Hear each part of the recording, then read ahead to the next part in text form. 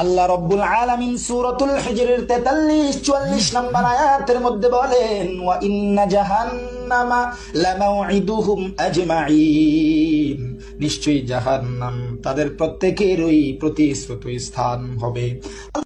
এ বন্ধু, হাফিজুরের দালালি ছাড়ো।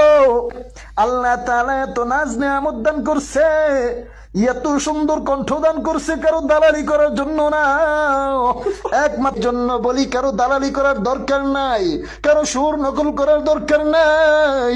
আল্লাহ তোমারে যে সুর দিছে ওই সুরটা নিয়ে সন্তুষ্ট থাকো।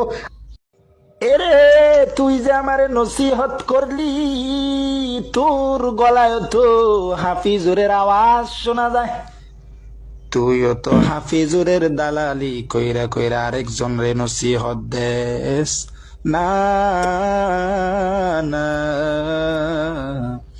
আরেকজনের দালালি কইরা কইরা অন্য জন রে নসিহত দিস না।